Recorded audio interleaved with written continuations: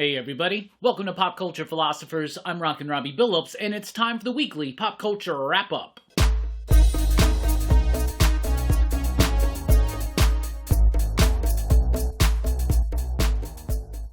That's right everybody, thanks for checking out the video. I am Rockin Robbie Billups. This is the weekly Pop Culture Wrap-Up. It's the show where I go over the week's pop culture news, mostly comic books and movies, so let's get right into it. Aquaman Andromeda. This is like my dream come true. It's a DC Black Label 3-issue series beginning in June, Prestige Plus format, focusing on a psychological horror take on Aquaman, written by Ram V with artwork by Christian Ward. I could not be more freaking excited for this, right? The story revolves around an area of the ocean where a lot of spacecraft have just kind of been dumped, and there's some kind of structure, some kind of force, something down there, something dark, something evil, something lurking, and it's going to erupt in an Aquaman psychological horror book, DC Black Label, for adults only, with artwork by Christian Ward, amazing, and written by Ram V. If I couldn't think of a more Robbie-tailored DC Comics project to be announced. Like, seriously, this was freaking awesome. Super awesome news. I'm very excited for that.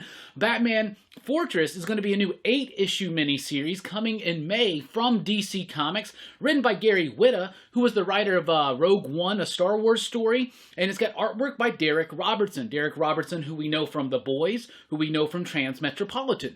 So we recently saw him take on Batman with Batman Legends of the Dark Knight. He did like the first 4 issues of the most recent attempt at Batman Legends of the Dark Knight, and I really liked his approach to Gotham City, to the villains, to Batman, so this is going to be exciting. It's an interesting premise. Superman is missing, there's some kind of alien invasion, Batman's solely responsible for having to fend it off, and he has access to the Fortress of Solitude. Batman in the Fortress of Solitude trying to stop an alien invasion. That sounds super cool.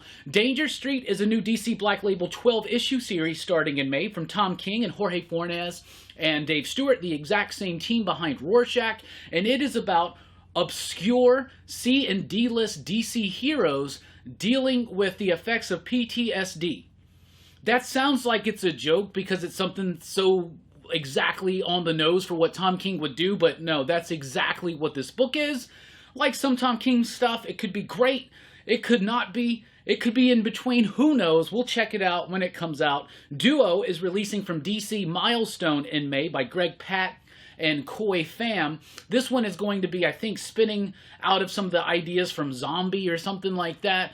I'm like not super familiar with the Milestone stuff like we've talked about before, but this is a new one starting in May. Duo from Greg Pak, Koi Pham. Then we have Gambit. Is going to be a 5-issue Marvel series starting in May with artwork by Sid Kotian, but written by Chris Claremont. So Chris Claremont's going to be telling a Gambit story that takes place before his technical first appearance in the Marvel Universe. So it's another one of these books where we're diving back into the past, into Marvel's history, bringing in a legendary creator from that era, Chris Claremont, co-creator of Gambit, to fill in some gaps, to tell new stories in an old school type way. I know a lot of people have been itching for Chris Claremont to come back to the fold. This has been a long time coming, and it starts in May. X-Men Legends also relaunches in May, this time with Roy Thomas and Dave Wachter on the creative duties there. This is going to be a Wolverine-focused story at first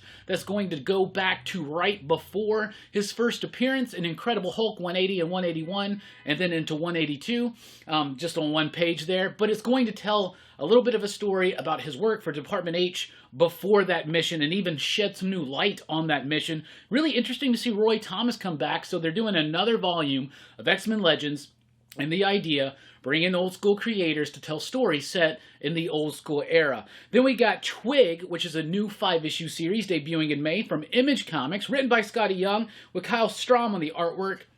This one is described as Jeff Smith's Bone meets Jim Henson's The Dark Crystal. So apparently Young and Strahm are big fans of the fantasy works, especially the Creature featured fantasy book or fantasy movies and shows from the 80s, and this is kind of their love letter to that. Skottie Young's been doing a great job, and he has recently told us and shown us with The Me You Love in the Dark that he can handle a 5-issue series impeccably well. Then we have The Dark Room debuting in June from Image. This one by Jerry Duggan and artwork by Scott Boncristiano.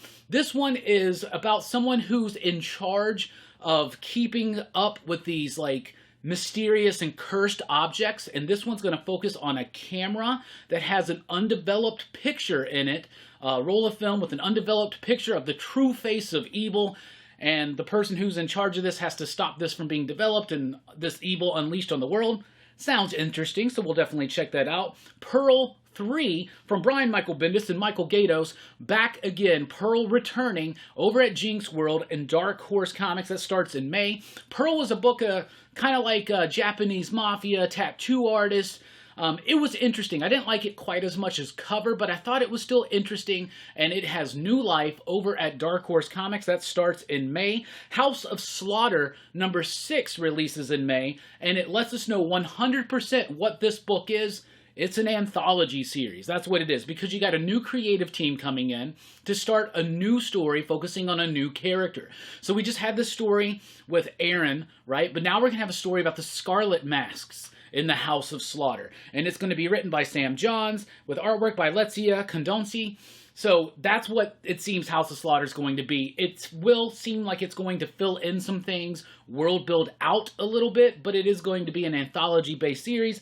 I kind of can see that now. From Dynamite in May, we have Vampirella Strikes. This is by Tom Sinowski, Jonathan Lau. I am a fan of Jonathan Lau's artwork. He actually was the artist we commissioned to do our first exclusive cover for Blood, Skulls, and Chrome issue number 1, which was a Ghost Rider number 1 homage cover.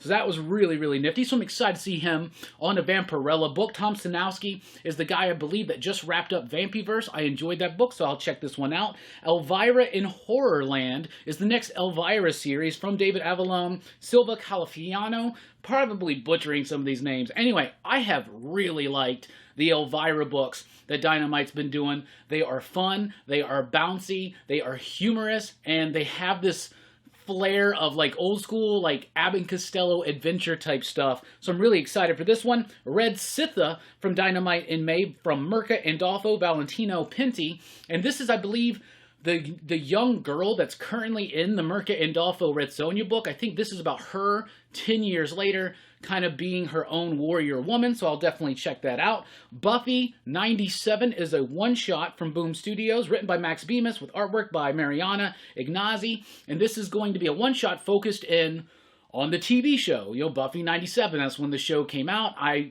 haven't really liked the Buffy books at Boom, so I dropped out of them.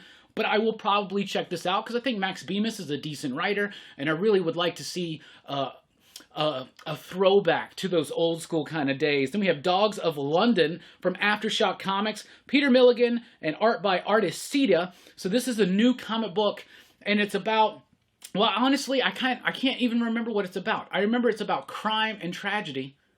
But anyways, from Peter Milligan, so I'll check it out. Seriously, I read the solicitation. Completely am blanking right now on what it's about. Spectro is going to be a one-shot from Juan Doe and Aftershock in May. I'm a big fan of Juan Doe. This is going to be a horror anthology, Prestige Plus one-shot that he's doing. 4 stories, all written and illustrated by him, so I'm excited for that.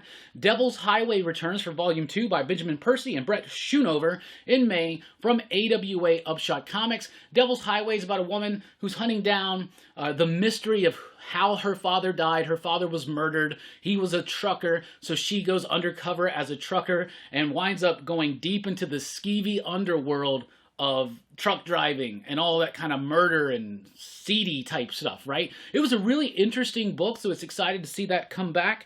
Then we got trailers to talk about. Let's talk about the trailer, first of all, for Doctor Strange and the Multiverse of Madness. Everybody's been talking about this. Lots of cool little tidbits to pick up in the trailer and in the poster. Everybody's specking hard on what's going on. What blew me away, Patrick Stewart's voice, 100%. Made me into this movie as a fan, but also as a fan of Sam Raimi. This was the first time, this trailer over what happened at the end of the Spider-Man movie, this trailer really got me going and feeling like this movie might have something to say. And also it's going to be pretty BA, so I'm excited for that. So Chippendale Rescue Rangers movie trailer. That's weird. That's weird. So they're treating Chip and Dale and the Rescue Rangers as if they were real actors. They were a big explosive thing that happened, and then they collapsed and broke apart. And now that trailer looks so stupid. I mean, I shouldn't expect much out of a Chip and Dale Rescue Ranger movie like this. How about just a really cool reimagining of the show or something like that? Just like cool, fun adventure. It looks stupid, but are we really expecting much? Nope. Nope, we're not. But nope, that movie, the new Jordan Peele movie, finally got the trailer. Looks like it's about aliens. I'm in. I'm into it. I'm into it. The trailer's kind of confusing. It doesn't really let you know a lot about what's going on, but if you do start paying attention, you can pick up on some things. It definitely feels like this is going to be about aliens, and I'm all for it. I love Jordan Peele's movies. Us and Get Out, I think, are brilliant, so they could have just, for 2 minutes, just shown the words, nope. And I'd been like, man, I'm so excited for this movie. So there you go. Then I want to talk about that little DC thing that they dropped at the beginning of the week or last week or something. They showed new footage with Black Adam, the Batman, Aquaman, and Flash. In particular, I want to talk about the Black Adam stuff because I thought that looked amazing. I think Hawkman, Pierce Brosnan as Dr. Fate, Cyclone, Atom Smasher, all that stuff looked really cool and got me even more excited for this Black Adam movie because I wasn't really necessarily that excited to begin with. But anyway, that's what we got for you this week. What's coming up here at PCP? First of all, Dylan's Horror Show. Tonight, we're going to be talking about Texas Chainsaw Massacre, the new one that dropped yesterday from Netflix. It's the requel, Halloween 2018 version of Texas Chainsaw Massacre. I just got done watching it. I got some thoughts. We're going to have a conversation. Join us tonight on Dylan's Horror Show, 7 p.m.-ish Central Time. Then Sunday night, Rockin Robbie Live returns. We're going to have a lot of fun there. PCP Movie Night on Monday night. This week, we're going to be talking about Weird Science, the John Hughes movie. Very excited to talk about Weird Science. Did it live up to our expectations? Did it falter? Find out in our discussion Monday night. Anyway, thank you all so much for checking out the video. Please be sure to like, share, and subscribe, and join us over at patreon.com/PCP if you want to help support the channel. And you can also watch the live video recording of the return of the Pop Culture Philosophers podcast. That took place last night. Had a lot of fun talking about James Bond with the PCP crew. Excitable we are. Thank you guys so much for rocking with us. I've been Rockin Robbie Billups. Peace out. Keep on living. Keep on reading. Keep on loving. Station. Pop, pop. Boom. Boom.